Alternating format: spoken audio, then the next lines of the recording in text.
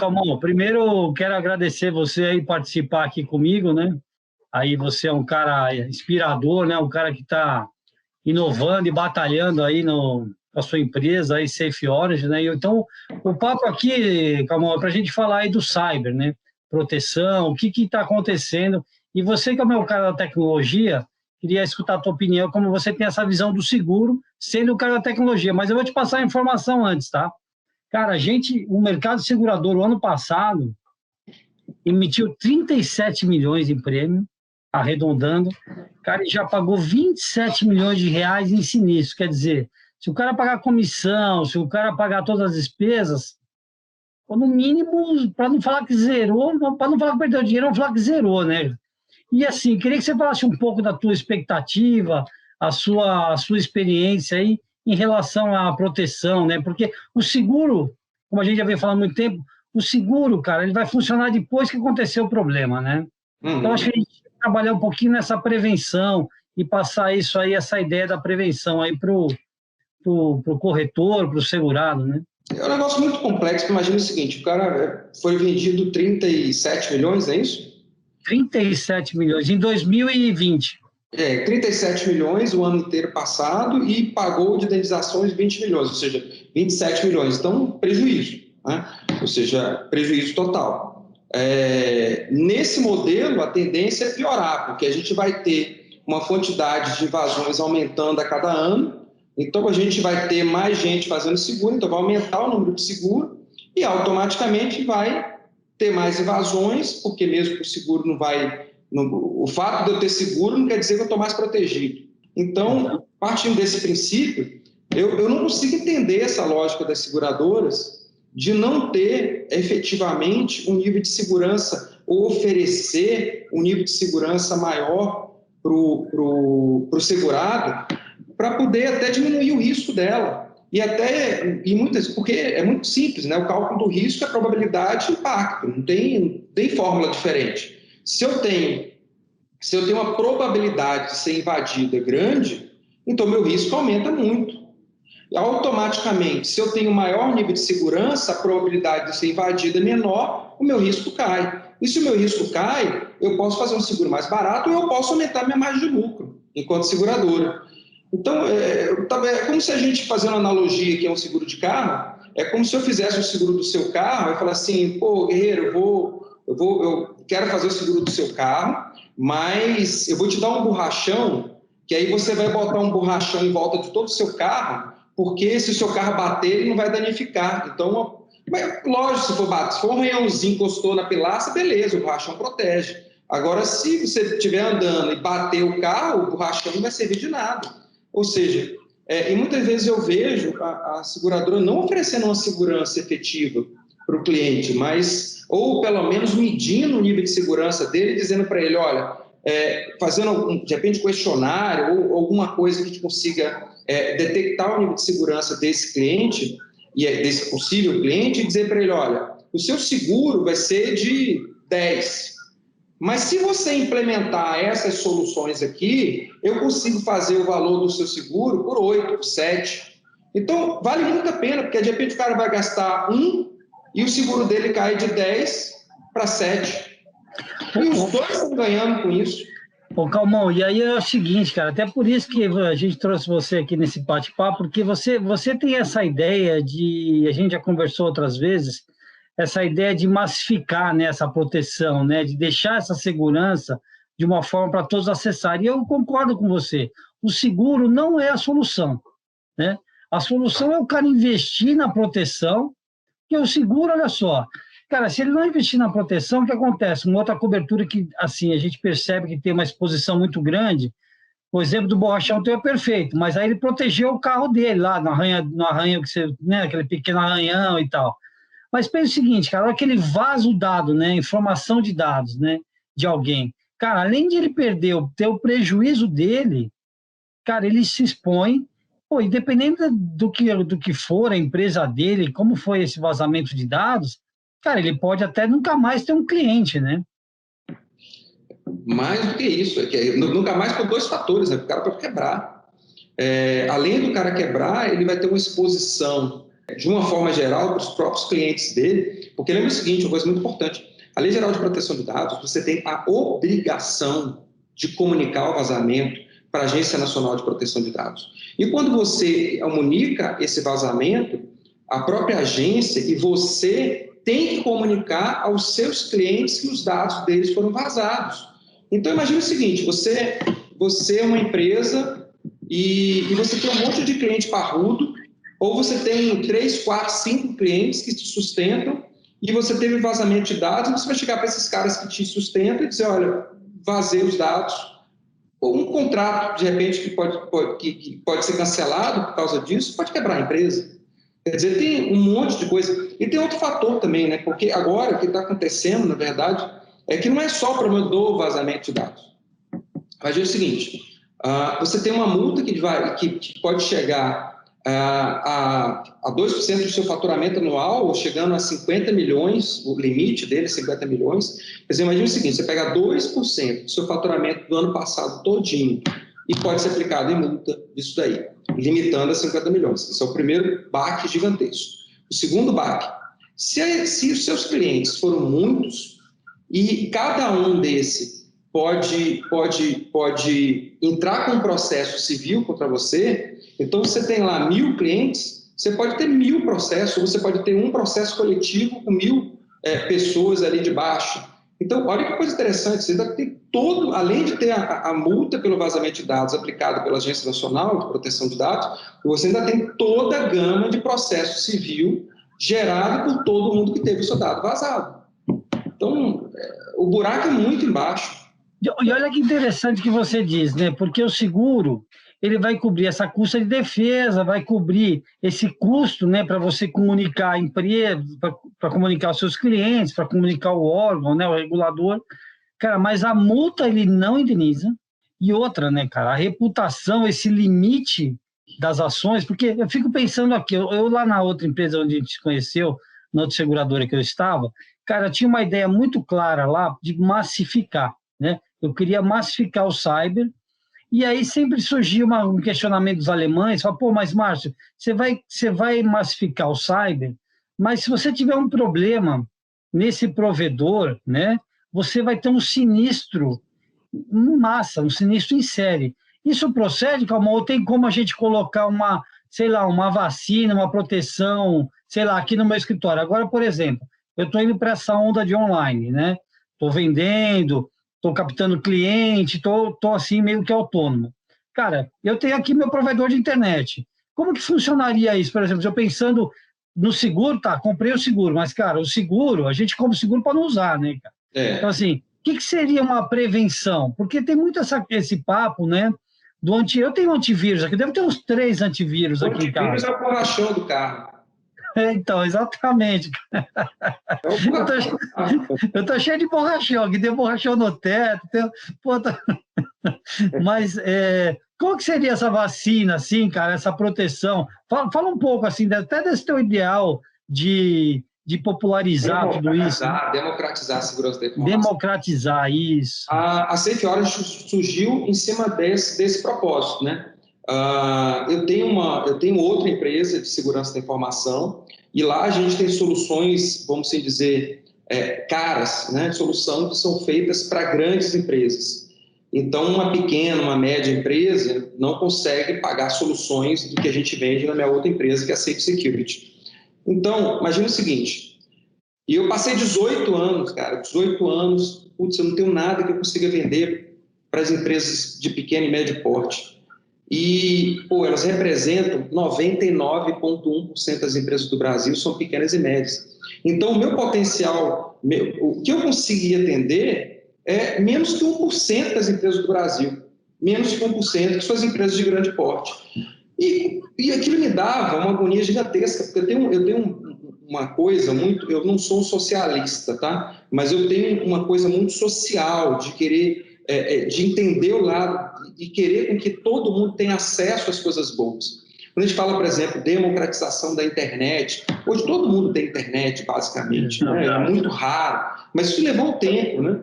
Então, democratização da internet, agora, a Safe Orange ela surgiu exatamente nesse sentido, de conseguir fazer a democratização da segurança da informação no Brasil. Ou seja, eu quero que uma empresa pequenininha, ela possa, veja bem, não é querer, é poder comprar, ela poder ter segurança de fato, né? Então, por isso que a gente desenvolveu a nossa solução, para poder a gente conseguir efetivamente fazer a proteção através de um monitoramento contínuo, constante, 24 horas por dia, 365 dias por ano, de todo o ambiente de rede da rede da empresa, de todo o ambiente onde circulam os dados da empresa ali, efetivamente, para que ela, mesmo pequenininha, mesmo que seja uma empresa de 2, 3, 5 funcionários, que ela consiga efetivamente ter segurança, ela consiga pagar por isso.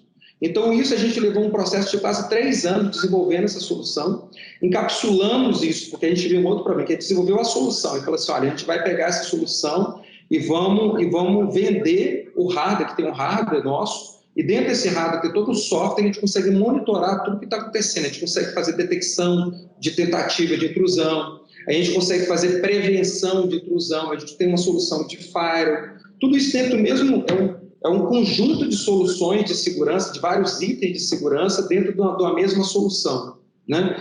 Então, nesse sentido, a gente consegue dar um nível de segurança muito alto para uma empresa muito pequenininha. E como o nosso preço é muito baixo, ou seja, porque a gente quer realmente democratizar a segurança da informação no Brasil, uma empresa pequenininha consegue efetivamente ter segurança. Aí a gente desenvolveu essa solução no hardwarezinho, que ele vai instalar no ambiente de rede dele lá, dentro da empresa dele. E aí veio um outro problema. Essas empresas também não têm área de TI, elas não têm um cara de TI, elas não tem ninguém que vai conseguir monitorar o que está acontecendo. Vamos supor que alguém, um hacker está tentando invadir a empresinha lá. Aí a gente vai lá e detecta. O nosso sistema de prevenção e detecção de intrusão detecta isso. E gera um alarme para uma pessoa da empresa, mas gera um alarme para o dono da empresa. Imagina se numa lojinha pequenininha lá com 3, 4 pessoas. E aí gera um alarme para o dono da empresa. O dono da empresa vai olhar para aquilo e vai fazer o quê? Nada, ele não sabe nem se aquilo é de passar no cabelo, se é de comer. Então, então a gente viu outro problema, porque essas empresas não têm, elas não sabem. Então, a gente pegou essa solução nossa, encapsulou ela não como produto, mas como serviço. Então, eu fui lá e criei um SOC, que é um Security Operations Center, ou seja, um centro de operação de segurança. E nesse centro de operação de segurança da gente, da Safe Origin, eu tenho gente monitorando, tenho equipamentos, sistemas monitorando todos os nossos clientes, mesmo ele sendo pequenininho, uma lojinha de 3, 4 pessoas lá, até um cliente de 1.000, 2.000, sei lá quantos mil funcionários, a gente está monitorando todo o ambiente 24 horas por dia. E se acontecer alguma coisa, se um hacker tentar invadir aquela empresa lá, os nossos engenheiros de segurança entram naquele ambiente, combatem, faz contra-ataque, derruba, ou seja, não deixa o invasor ter sucesso. Então, e a gente conseguiu fazer isso com um negócio que é inacreditável. Inacreditável, que é muito baixo. Porque o objetivo era de conseguir democratizar a segurança da informação no Brasil. Agora, olha que interessante, Kamal. Quando a gente começa a olhar as coberturas do seguro e tudo mais, tudo que você está falando para mim aqui é antes de acontecer o sinistro, você está na prevenção, ok? Então, pô, você está fazendo isso, não acontece. Mas o seguro de cyber, de forma geral, ele tem uma cobertura também que diz o seguinte, que todo custo, né, para ir investigar qual a origem, de onde veio o hacker, também estaria amparado.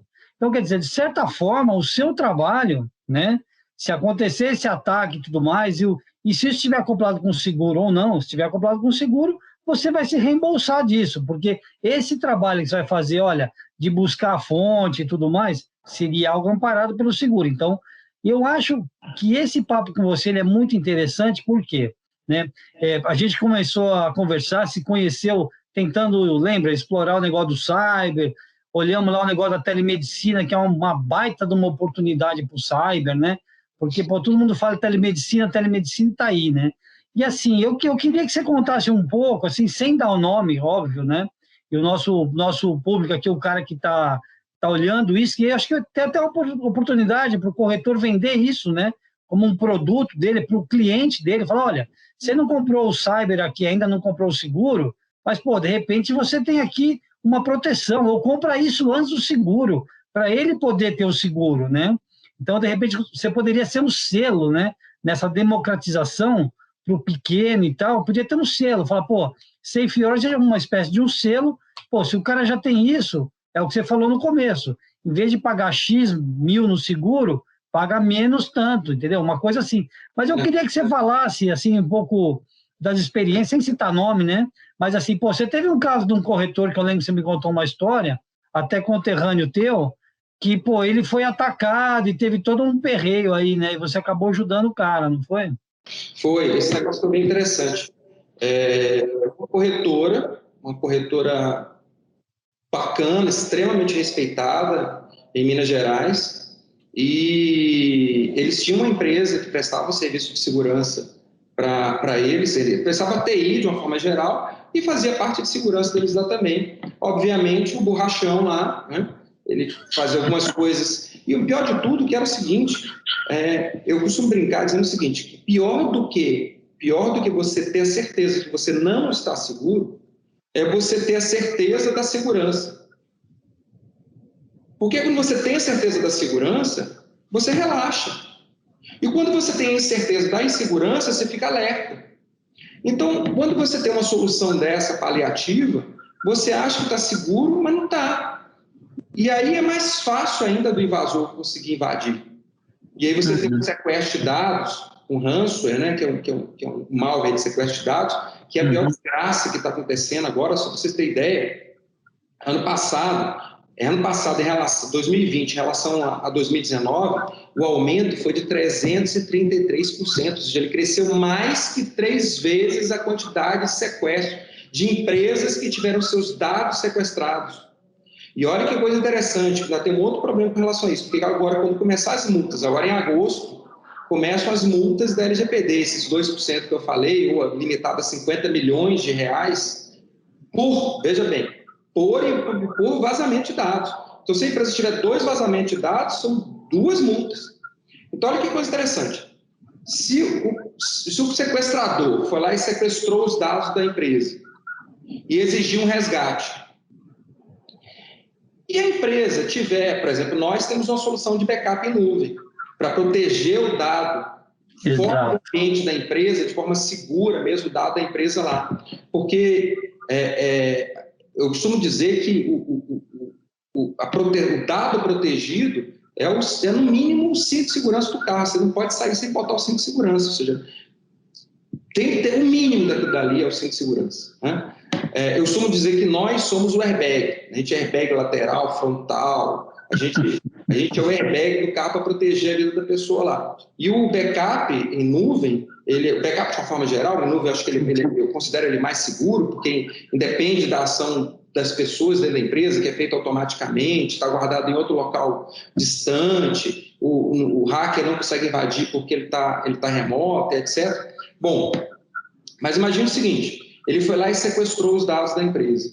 E aí a empresa, ele foi lá e cobrou um Bitcoin. Eu não lembro agora, o Bitcoin deve estar uns 50 mil reais, sei lá. Aí ele foi lá e cobrou um Bitcoin. Aí a empresa, 50 mil reais. Aí 50 mil reais não, 50 reais mais um dinheiro. Eu tenho meus backups, eu tenho todo o meu backup salvo em nuvem. Então, o que eu posso fazer? Eu posso pegar meus servidores, todos os meus servidores, formatar todos eles. Se contaminou algum notebook de algum funcionário, eu vou lá e formato aquele notebook de novo, reinstalo o sistema operacional, reinstalo as aplicações que eu tinha lá dentro e baixo meu backup que está em nuvem.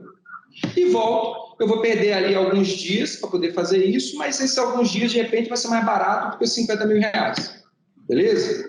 Aí você fala assim, ó, daí você fala e deu uma banana pro sequestrador. Mas ele sequestrou seus dados.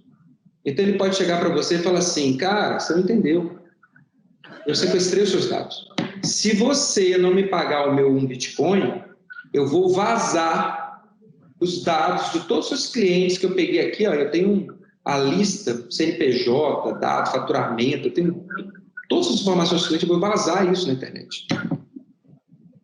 Então agora é como se fosse um sequestro da moda antiga, né? Que você lembra que antigamente sequestrava pessoas, né? Sim, claro. Aí o cara falava assim, não vou pagar, não vou ceder, ele ia lá e fazia uma maldade, arrancava um pedaço da orelha e mandava pelo correio. Isso acontecia muito. né? Então, hoje é mais ou menos isso, ou seja, o sequestrador ele tem o seu dado, se ele tem o seu dado, ele pode vazar e fazer você obrigatoriamente para não pagar a multa, para não ter problema com o seu cliente. Então, ou seja, além de ter um buraco mais embaixo ainda agora, por causa disso. Eu te digo o seguinte, assim, eu estava até estudando um pouco a respeito disso, lendo, e o hacker, quando ele faz o sequestro de dados, tem uma tabela, né? Tem. Eu acessei lá, os caras têm uma tabela, cara. Os caras é impressionante. E tem um debate no mercado segurador lá nos Estados Unidos agora sobre isso, né? Então lá agora existe um movimento para aumentar o preço, porque lá isso já é mais, o seguro é um pouquinho mais maduro, né? No Brasil a gente deve chegar a 10 seguradoras comercializando isso, mas com essa sinistralidade, com tudo isso, essa insegurança, assusta um pouco, né? E nos Estados Unidos, cara, os caras estão aumentando o preço do seguro de uma forma tal, porque exatamente isso que você falou acontece no mundo inteiro, né?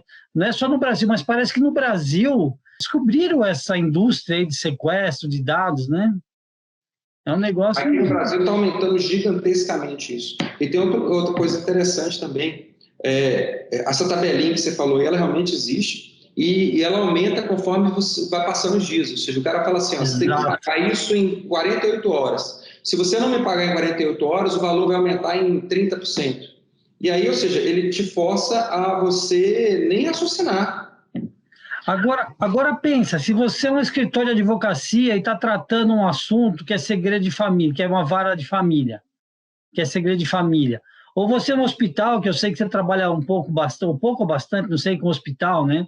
Vazamento de informação de dados de hospital. Corretor de seguros. Cara, corretor de seguros, cara, ele tem algumas informações ali, o corretor de seguros de benefícios, pensa, o cara tem ali a ficha de todo mundo, da questão da saúde, né, e tudo isso. E aí, pô, o próprio corretor de seguros, cara, ele é um caminho, né, para ser invadido, ou o cracker descobriu o cara e falou, pô, peraí, aqui tem uma fonte boa, né?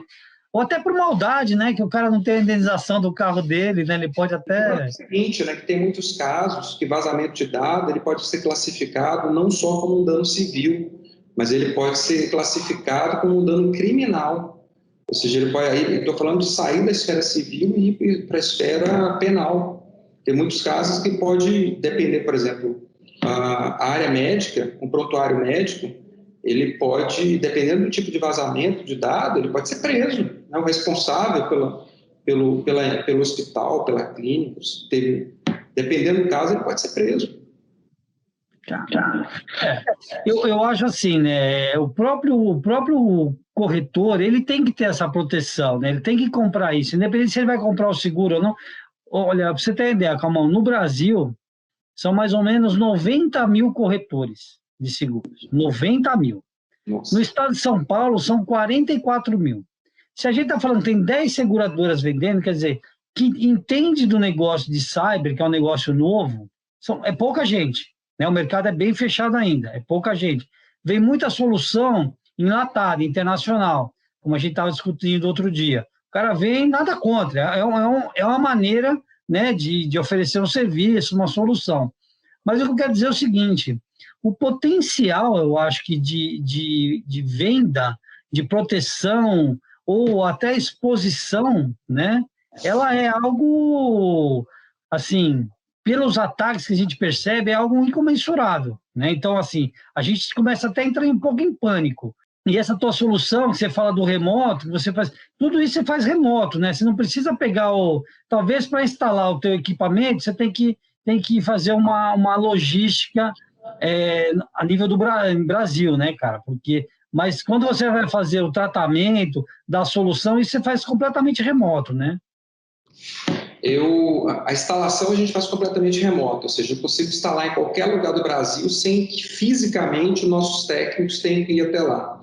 Então, na realidade, nós enviamos nosso equipamento pelo correio ou algum meio de transporte, e aí a gente faz o agendamento da instalação por telefone. A gente precisa de qualquer pessoa lá dentro, não precisa ser técnico, nada, qualquer um, a faxineira, consegue plugar 3 cabinhos, que é o que a gente vai fazer, e a partir desses 3 cabinhos ligados, a gente já consegue ter acesso ao equipamento remotamente e fazer todo o resto da instalação de forma remota. Então, é um plug and play que a gente consegue monitorar e fazer tudo remotamente, sem nenhum tipo de desgaste ou custo, que é o principal, né? Um dos principais fatores de a gente ter um custo tão baixo é exatamente a gente ter conseguido fazer uma coisa inédita, que é fazer a instalação toda de qualquer lugar do mundo remotamente. Então, isso para a gente foi um ganho gigantesco.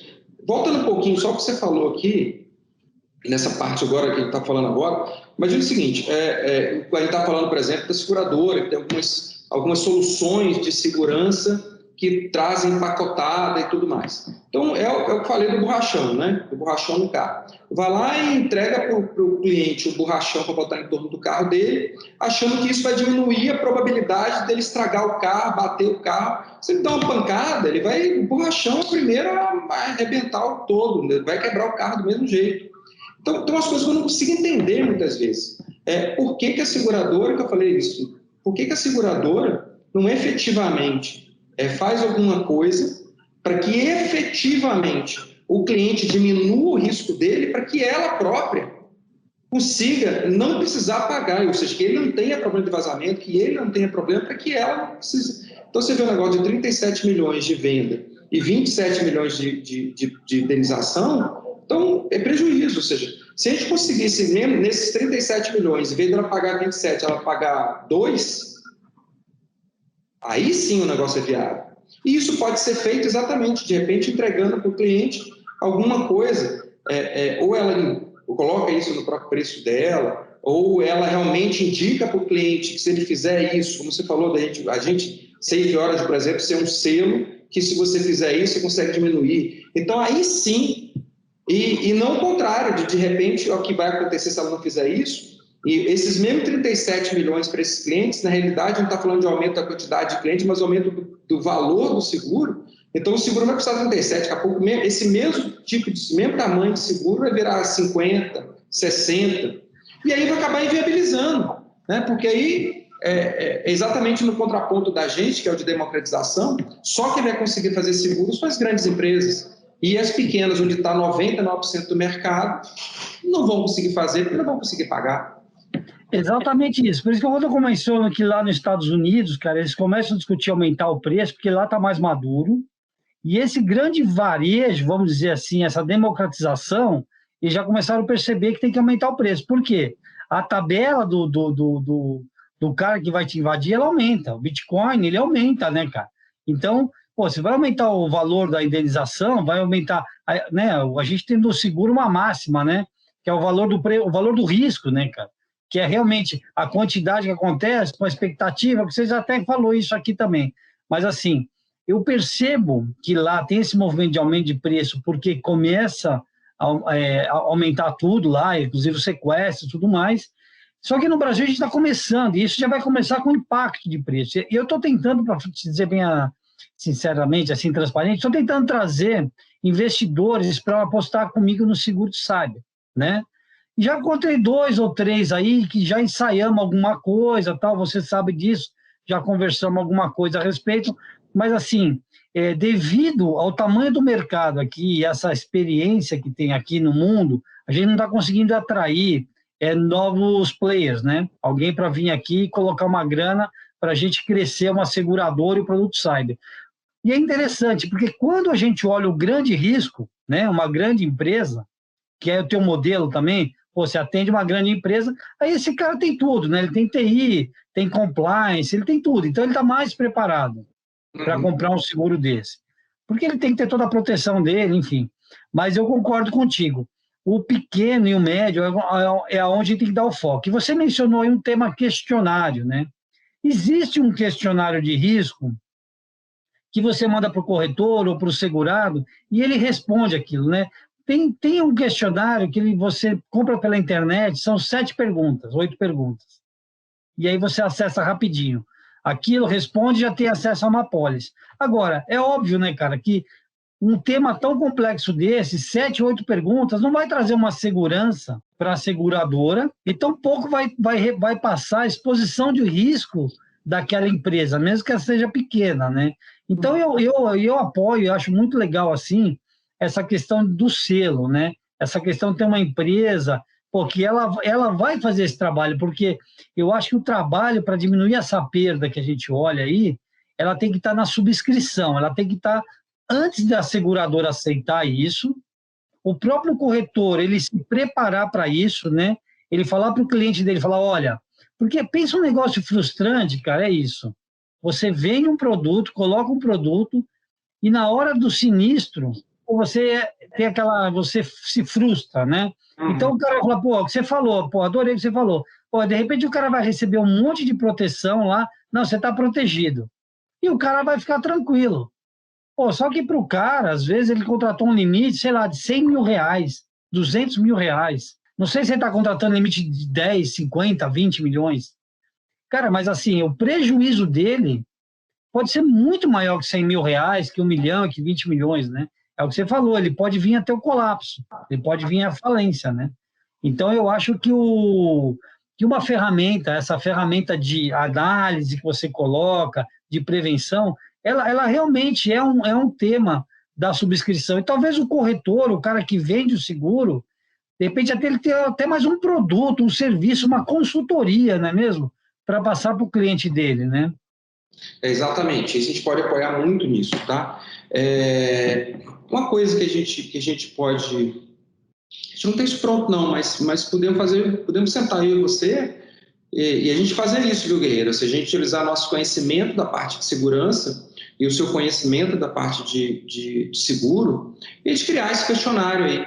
Porque tem coisas, por exemplo, que quando você vai fazer uma coisa simplória aqui, vamos fazer o seguro do carro, e você chega e fala assim, olha, o que vai aumentar? Volto a dizer, o cálculo do risco é padrão para vocês, assim como no mercado financeiro, ou seja, é impacto versus probabilidade. Isso é o cálculo do risco aqui ou em qualquer lugar do mundo.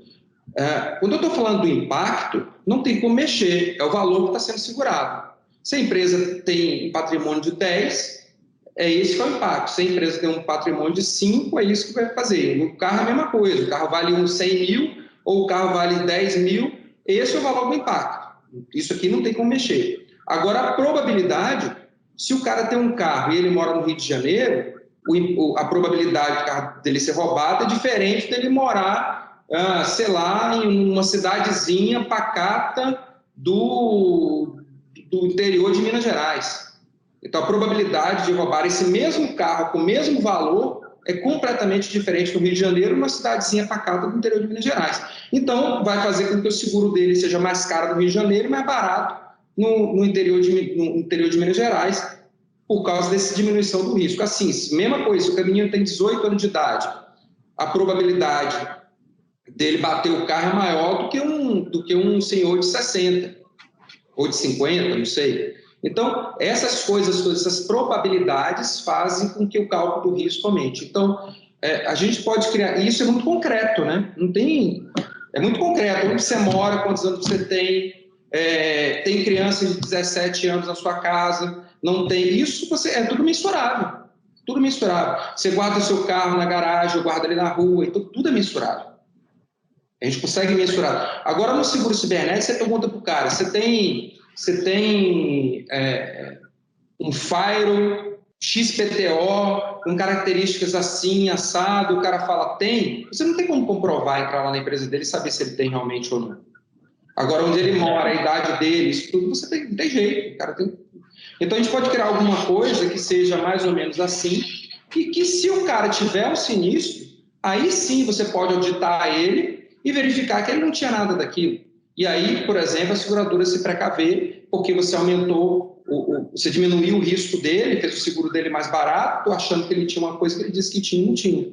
Né? A mesma coisa, eu guardo meu carro na garagem, e aí roubaram o carro dele à noite. Roubaram o carro dele dentro da garagem? Não, roubaram o carro dele na rua. Mas se guarda o seu carro na garagem, roubaram ele na rua, eu vou te pagar o seguro do carro. Então, né? Então é mais ou menos isso. Então ele pode criar alguns questionários mais inteligentes, não estou dizendo que os que não são, porque eu não conheço, mas a gente pode criar alguma coisa mais inteligente que faça com que isso tenha um cálculo do risco melhor, de forma que, estou falando para ele próprio se proteger, porque quanto mais ele se proteger, melhor para a seguradora, mesmo que ela cobre mais barato. Eu vou te falar uma coisa, a minha caminhada aqui com o corretor e com esse negócio de seguro, eu sempre estou falando muito do seguro de responsabilidade civil. E o que eu falo? O corretor ou alguém está dentro do segurado e ele está tratando um assunto, sei lá, de responsabilidade civil do diretor, do gestor, ou do produto, ou um outro tipo de seguro, né? De vida, de benefício, sei lá, né, enfim, qualquer seguro. Cara, eu acho que o que o corretor ele tem que entender é o seguinte, que independente do que ele está fazendo e que ele está vendendo, cara, ele tem uma oportunidade de a gente colocar um checklist ali para ele, e ele realmente colocar isso, porque ele tem que ser o primeiro cara que vai fazer análise de risco e trazer isso para a gente, né? Eu acho, então, que essa ideia, a gente pode sentar, rabiscar alguma coisa aí, estou total à disposição. Agora, calma, eu queria te perguntar o seguinte, cara, aí é uma curiosidade minha mesmo. Pois uma de pandemia, a galera ficar em casa, fazer home office, isso influencia, assim? Isso é uma fragilidade?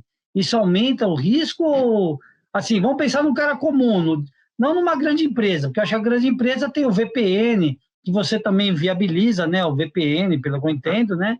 Então, assim, acho que todo mundo entende que é o VPN, mas, assim, você acha que o cara no home office, né? Que, pô, fica todo mundo em casa, você acha que isso aumenta? Como é que é a sua percepção disso? O impacto do home office para a segurança da informação foi gigantesca, influencia demais. Quando a pessoa está trabalhando em casa, sem segurança, Imagina o seguinte, eu trabalhava dentro da casa e tem um muro de 5 metros de altura, com cerca elétrica, com câmera, com monitoramento, um monte de coisa dentro assim, me protegendo. Agora vocês me pegaram e me botaram na rua. Eu não tenho mais a casa, eu não tenho mais o muro, eu não tenho mais a cerca elétrica, eu não tenho mais o monitoramento, eu não tenho mais o controle de acesso, eu não tenho mais nada, eu estou trabalhando em casa. Ou seja, se a pessoa não tiver uma solução de VPN para proteger o ambiente de acesso dela, das informações à empresa, de forma segura, está completamente exposto. E aí, sim, é uma fragilidade gigantesca. O impacto do home office, um dos grandes fatores de ter tido esse crescimento de 333% em invasões no Brasil, eu falo só no Brasil, o grande impacto foi o home office. Eu não imaginava isso, assim, claro, fica muito mais, eu acho que a analogia do muro aí é importantíssima, né? Agora, aquele caso que a gente está falando... O seguinte, a pessoa que consegue fazer um acesso mesmo da casa dela via VPN, nós provemos VPN para todos os nossos usuários de todos os nossos clientes, tá? É como se ele estivesse dentro da empresa. A segurança é como se ele estivesse lá dentro da empresa, fisicamente dentro da empresa. Se ele quiser imprimir um documento dentro da empresa, estando na casa dele, ele consegue. Se ele quiser fazer uma ligação de VoIP, de voz sobre IP, da casa dele, acessando toda a infraestrutura de ligação dentro da empresa, ele faz isso. Se ele quiser bater um cartão de ponto, é como se ele estivesse fisicamente dentro da empresa. Quer dizer, a gente não está falando só de uma proteção, de um pânico aqui, de um ataque cibernético, alguma coisa assim, mas ele já sente valor agregado, né? Na vida dele melhora, né? Ele já tem... E outra, né? Ele também consegue controlar o acesso, né, das pessoas, né? O que as pessoas estão acessando. Acho que isso é importante. Elas podem ou não acessar, consegue.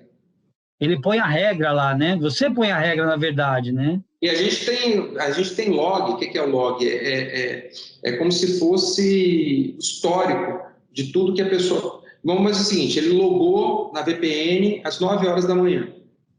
E aí ele saiu às 10. Aí voltou às 10h30.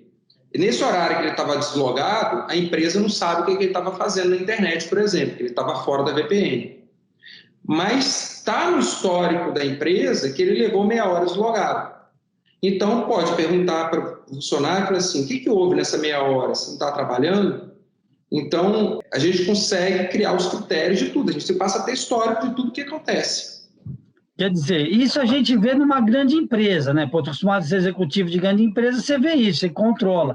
Mas isso é o que você fala. Isso dá para colocar para uma pequena empresa, para uma média empresa, para o cara que tem 2, 3 funcionários, para dentista, lá para o dentista, que fica a menina lá da recepção. Isso tudo você consegue controlar. Consegue controlar. E toda essa segurança nossa, olha que negócio interessante, que, como eu falei para vocês, eu friso isso toda hora, porque isso foi o propósito da criação da Safe Origin. Esse foi o propósito, democratização. Nossos serviços integralmente, com toda essa solução de prevenção de intrusão, detecção de intrusão, de firewall, de última geração, nossos sistemas, eles são os sistemas mais modernos que existem mundialmente falando. Então, não é uma coisa feita, é uma solução nacional que nós desenvolvemos, que é um negócio fabuloso, assim, padrão mundial que a gente conseguiu desenvolver. Foram 3 anos de desenvolvimento por nossa equipe que trabalha com segurança a vida inteira. E nossos planos, com todo esse encapsulamento do serviço, com engenheiros de segurança monitorando a segurança da empresa, criando regras. Se a empresa chega para a gente, uma empresinha com 3 funcionários, chega para a gente e fala assim, SafeOrange, eu gostaria de criar uma regra nova aqui no Firewall, eu gostaria de que meus funcionários não acessassem YouTube, não pudesse baixar filme, porque às vezes o funcionário ele baixa o filme na empresa para assistir em casa, ocupando a internet, ou ele, sei lá, de tudo você imaginar acontece. Então a gente faz isso tudo para ele não precisa contratar uma pessoa para poder fazer isso para ele, nada disso. Ele vai pegar a segurança da informação da empresa dele, entregar para a gente. Nós vamos cuidar da segurança da informação. Eu costumo até brincar, eu digo que tem um lema aqui que diz o seguinte, a gente diz para o nosso cliente, né? A gente fala para ele o seguinte, olha, cuide do seu negócio e deixe que a gente cuide da segurança para você. Isso tudo, até engraçado, porque quando eu falo as pessoas até... Isso tudo custa a partir de R$ 149,90 por mês. É barato, né, cara? Agora não existe, é impressionante. A gente nem tá combinado essa venda é barata e tal, né? Não é nem essa ideia aqui, né? Cara, mas assim, por 100, sei lá, por 149, 150, qual seja o valor, cara, e aí já tá o valor do equipamento, daí pois não sei, né? Mas assim, cara, é um valor, pô, se o cara tá pensando, isso é por máquina ou isso como é que é, cara? Já que você entrou nesse detalhe. Esse é o nosso menor plano, que são para até 5 computadores. Então, se uma empresa for uma lojinha lá, que ela tiver 5 computadores dentro da empresa, dentro do CNPJ dela, ele custa R$ 149,90 o plano mensal da gente. Ele tem uma taxa de instalação que a gente cobra, de instalação do equipamento, de instalação da solução, implementação das regras e tudo mais. Isso aí vai variar também de acordo com o número de equipamentos. Mas o importante é o seguinte, isso ele só vai pagar uma vez. Se ele for cliente da gente 10 anos, ele nunca mais paga a instalação de novo. Empresinha pequenininha. Pode ser, ela tem faturamento, ela tem potencial para contratar. Então, o que a gente queria era exatamente isso. A gente não gostaria de criar uma empresa que uma empresa pequenininha, uma empresa com 3, 4, 5 funcionários, olhasse para a gente e falasse, nossa, eu gostaria de ter uma proteção igual que a SafeOrange faz, mas eu não consigo pagar. A gente não queria isso. Então, a gente fez uma coisa... Esse cara, por exemplo, de 5 computadorzinhos lá, a gente não tem lucro com ela, a gente tem prejuízo.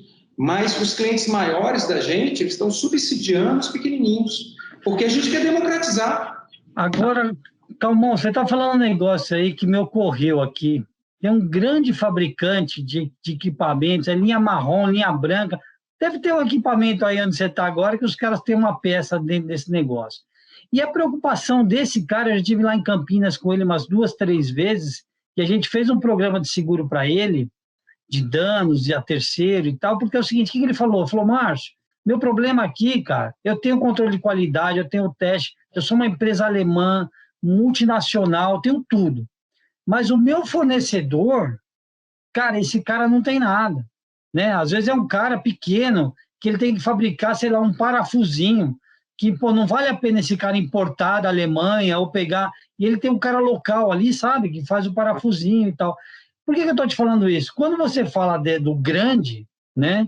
Pô, se você chegar para um cara grande, se é um fornecedor, você fala, olha, eu vou me plugar na sua rede aqui, você pode passar a sua informação para mim. O que acontece? Às vezes eu passo a minha informação para o corretor, né?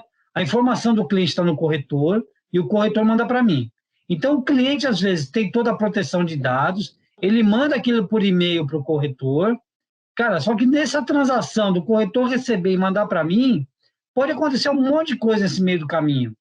Então, eu acho que se você tem esse serviço, essa proteção, eu acho que você, como o consumidor disso, você consegue chegar para o seu cliente e falar, não, peraí, você está preocupado, porque eu acho que daqui para frente vai todo mundo questionar esse ponto, falar, pô, mas vou trabalhar com você, e se vazar um dado aí contigo, porque pela LGBT, você também é corresponsável em quem você escolhe, onde que vaza, né?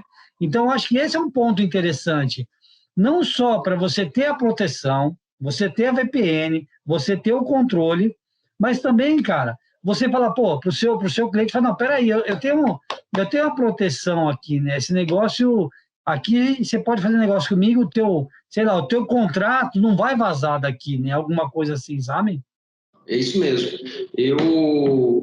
Esse negócio é muito interessante. Então, falando um caso real, tá? Eu não lembro o ano que foi isso, mas foi um caso muito difundido na mídia, que a Ford deixou de entregar, isso já tem muito tempo. Isso já tem muito tempo, então não tinha nem tanta tecnologia naquela época. Mas a Ford, numa época, ela deixou de entregar durante um tempo, não lembro também qual foi o tempo, foi algum mês, sei lá. Ela deixou de entregar, ela vendeu e não conseguiu entregar para suas funcionárias o Escort. E por que ela não conseguia entregar? O carro estava pronto, mas ele não tinha chave do carro, porque o fornecedor da chave do cara sofreu um incêndio. O fornecedor da chave sofreu um incêndio e o cara não conseguiu fabricar a chave. Ele estava com o carro pronto, mas não conseguia entregar porque não tinha chave. Teve logística, teve um estoque. Eu acho assim que esse é um ponto que agrega valor, né? Agrega valor para todo mundo, cara. Para quem está ali, para você, enfim. Eu acho que é um tema super válido, né? Uhum. Você pensa o seguinte, é que eu não quero fazer comercial teu aqui que pega mal, mas assim, cara, eu acho que o preço que você coloca, né, a proteção, essa segurança, e isso, cara, isso que não falta é argumento, né, cara, para isso prosperar, né, para isso fazer a proteção. O próprio corretor, aquele caso que estava falando lá e tal, pô, do corretor que ele queria vender e tal, mas no fim ele que foi atacado, né? Então, só para finalizar aqui, não é só o grande, né, cara, que vai ter esse ataque. De repente, uma farmácia, de repente você, enfim, não tem um perfil assim de empresa, né? Os caras estão indo para o varejo desse negócio. Então, eu acho que é bem interessante. Verdade. Esse caso, desse corretor, e obviamente ele teve um prejuízo danado lá, e aí ele foi lá, buscou a gente foi, implantou nossa solução, e foi até interessante que o cara que presta serviço para ele, e fazia teoricamente a segurança dele lá, hoje, esse prestador de serviço, é uma empresa à parte que fazia a TI deles, eles hoje se tornaram até um canal de venda da gente, então, que ele viu, sofreu na pele, né? E aí, ele hoje, por exemplo, é um canal de venda da gente. Então, todos os clientes dele lá, ele tenta implantar a gente, tirando a antiga solução que ele tinha lá, que era frágil. Pois é, agrega o valor, né? Mas é isso, cara. Pô, queria te agradecer demais aí teu tempo, esse papo. Eu tenho certeza que a gente vai evoluir nisso aí. Tanto você aí, aqui a gente tem vários projetos, Camão, que a gente está desenhando. Cara, a gente está negociando agora com um banco aí, um banco de varejo. A gente está negociando a distribuição de seguro para esse banco, né, cara? Então, eu acho que é um negócio... Ah, cara, se isso der certo, a gente vai colocar o produto cyber lá e a ideia é colocar ele um pouco diferente. É aquela ideia que eu sempre falo, né, cara? A ideia é da pizza. Quer dizer, o seguro é um pedaço da pizza, cara. Você é outro pedaço da pizza. Aí o próprio cara que consome a pizza, né? Ele também é parte dessa mesa, né, cara? Ele também tem que saber se portar, o que acessar e como utilizar, né? Então, eu acho que o cara tem uma falsa impressão que ele comprou um seguro ou que ele colocou lá sei lá, um antivírus, nada contra, pô, nada, pelo amor de Deus, nada contra, mas é importante estudar, avaliar, pô, e a tua explicação aí, a tua empresa aí ajuda muito a gente pensar fora da caixa. Aí quero te agradecer mais uma vez, viu? Nada, Nogueira, estou dispor, querido, obrigado, viu? E vamos seguir, vamos evangelizar. Eu costumo dizer que o nosso trabalho é de evangelização mesmo. Cara. No seguro é a mesma pegada, cara. Ninguém compra o seguro. Pô, o potencial de venda é gigantesco e vamos caminhar junto. nessa evangelização. É isso aí, seguimos junto. Calmon, cara, muito obrigado, viu? Eu te agradeço, meu amigo. Um abraço grande. Valeu, irmão. Obrigado, viu? Tchau. Tudo de bom. Tchau, tchau. Valeu.